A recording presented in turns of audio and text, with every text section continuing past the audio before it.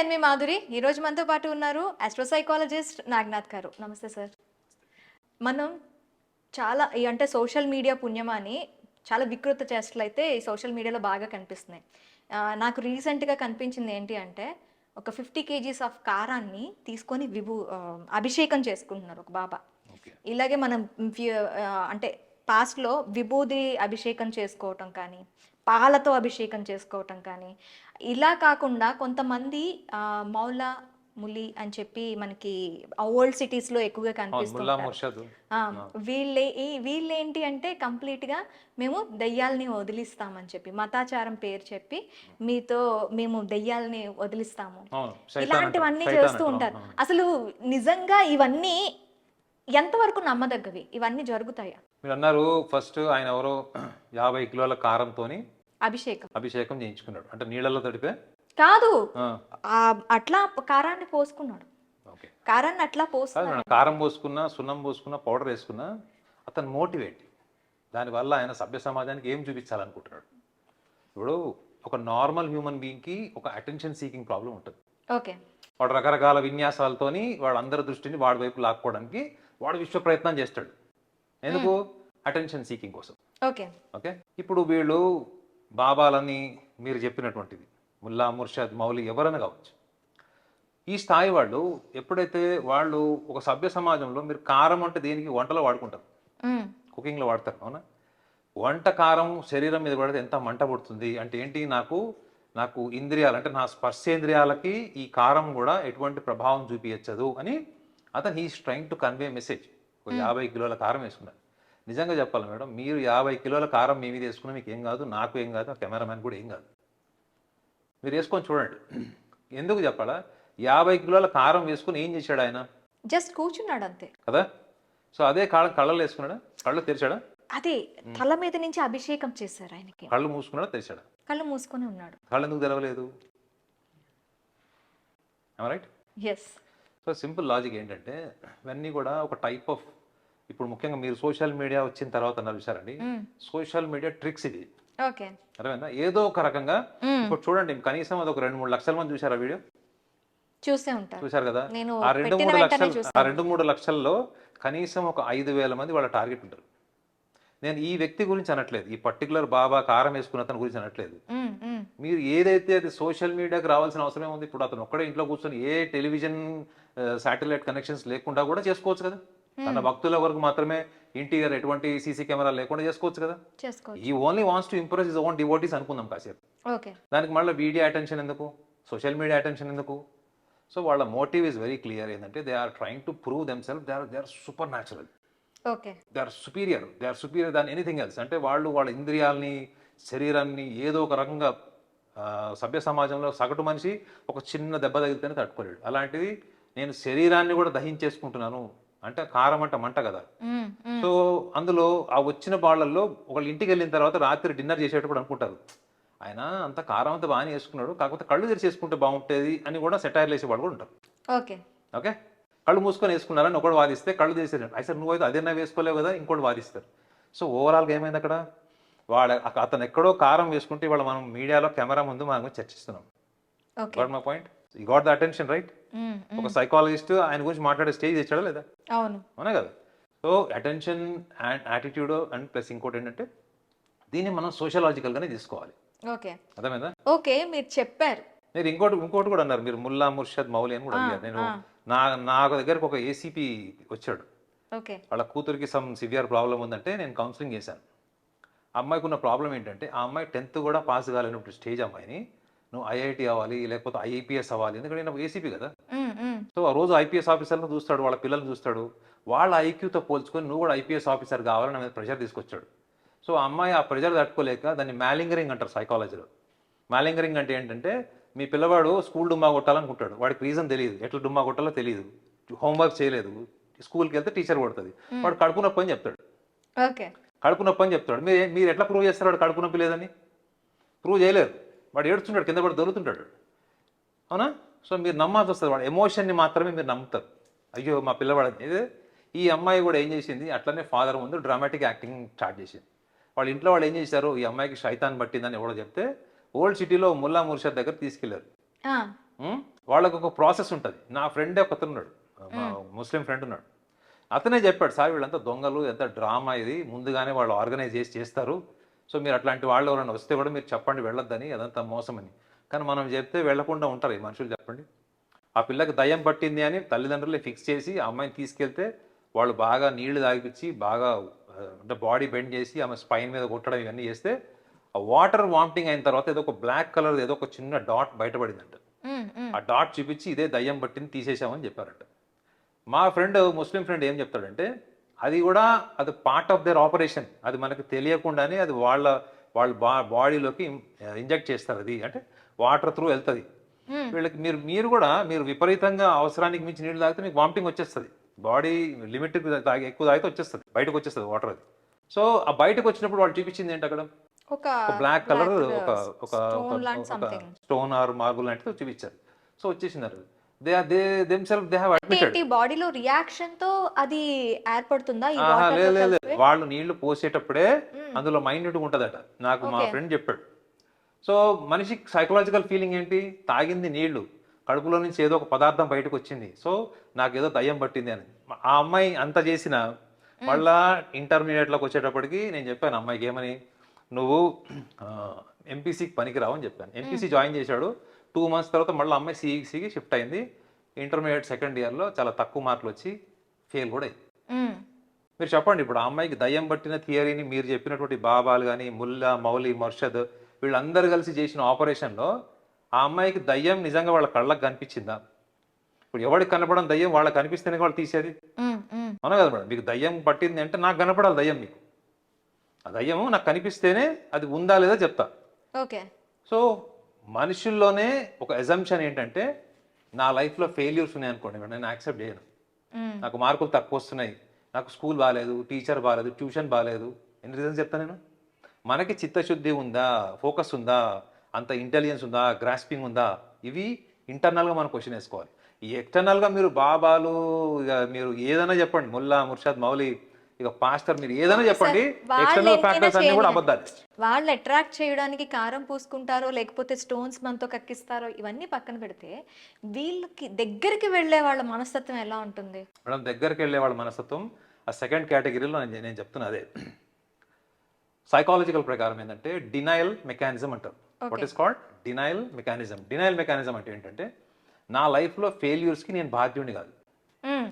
నేను ఎగ్జామ్ బాగా రాశాను, ఆడు కరెక్షన్ చేసేవాడు మార్క్ లేకపోతే నేనేం చేస్తాను? ఆడు కరెక్షన్ చేసేవాడు ఎందుకు లేడు మేడం? అవునా?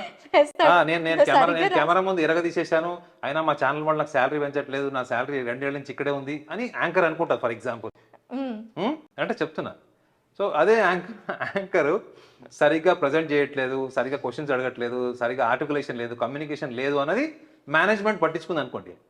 ఈ అమ్మాయి ఇంప్రూవ్ చేసుకోవాల్సింది ఏంటి? ఒక ఛానల్ నుంచి ఇంకో ఛానల్కి వెళ్ళడం వల్ల ఏమైనా ఇంప్రూవ్మెంట్ ఉంటుందా? ఉండదు. నేను చాలా మంది మీడియాలో ఫ్రెండ్స్ని చూశాను, ఒక ఛానల్ నుంచి ఇంకో ఛానల్కి వెళ్ళేటప్పుడు ఫోన్ చేసి అడుగుతారు, సార్ నా టైం ఎట్లా ఉంది, టైం ఎట్లా. వాళ్ళు ఉన్న మొత్తం మీడియాలో ఎన్ని ఛానల్స్ ఉన్నాయో అన్ని ఛానల్ ప్రదక్షిణాలు చేశారు, కానీ వాళ్ళ డెసిగ్నేషన్ అక్కడే ఉంది.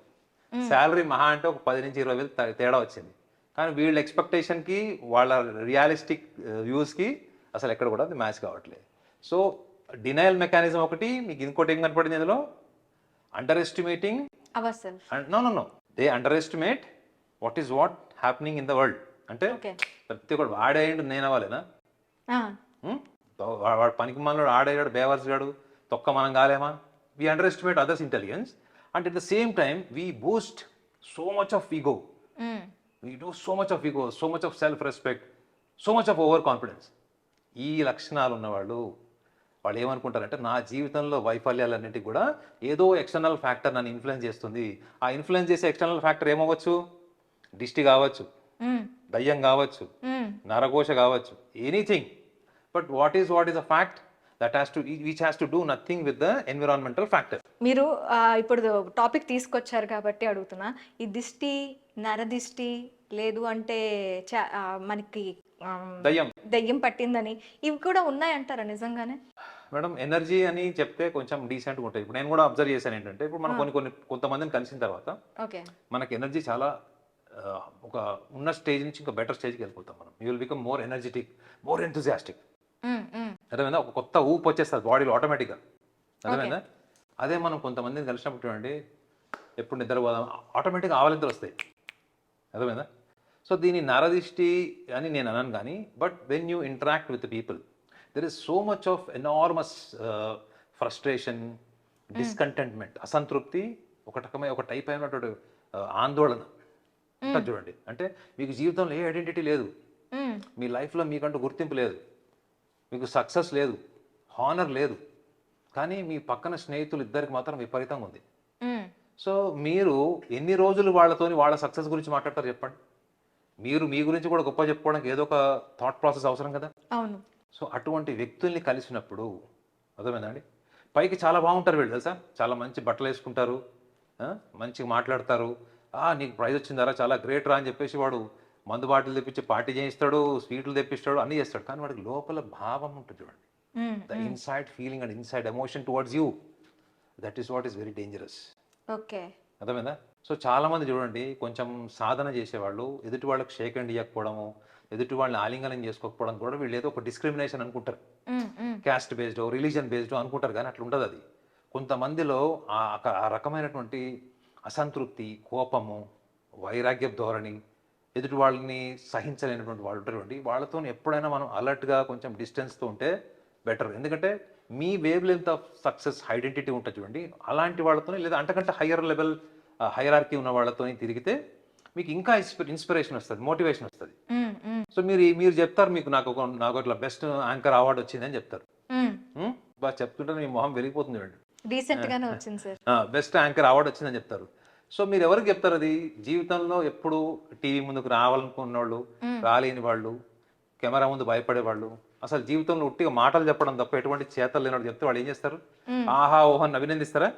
మన దగ్గర ఆహా ఓహో అన్న వెనకెళ్ళి కాదు మీ ముందు మాట్లాడినా వాళ్ళు ఏమనుకుంటారు? ఏముందిలే, ఎట్లనో ఏ రికమెండేషన్ డబ్బులు ఖర్చు పెట్టిందని అనుకుంటారు తప్ప హర్షించరు. సో ఇట్లాంటి వాళ్ళని మనం ఐడెంటిఫై చేయడం మనకు మంచిది. వాళ్ళకి నరఘోషం ఉందా, వాళ్ళ నరదిష్టి అంటే వాళ్ళు దిష్టి లాంటిది పెడతారా అన్నది secondary. But when it comes to these kind of mind set people, you should be very careful. So negative energy వాళ్ళు ఇంపోజ్ చేస్తారు మన మీద, మనలో ఉన్న పాజిటివ్ ఎనర్జీ అంతా తీసేసుకుంటారు, మనం ఫ్రస్ట్రేట్ అయిపోతాం, అప్పటి వరకు లేనటువంటి ఇరిటేషన్, కోపము, షార్ట్ టెంపర్నెస్ సడన్గా వస్తుంది. ఎందుకు అంటే ఎక్స్చేంజ్ ఆఫ్ ఎనర్జీ అది జరుగుతుంది. అది exchange of energy is a పక్కా, కెన్ ఈవెన్ సే సైంటిఫికలీ. లేకపోతే ఇంతమంది మోటివేషనల్ స్పీకర్స్ దగ్గరికి ఇన్ని వేల మంది, లక్షల మంది పోరండి.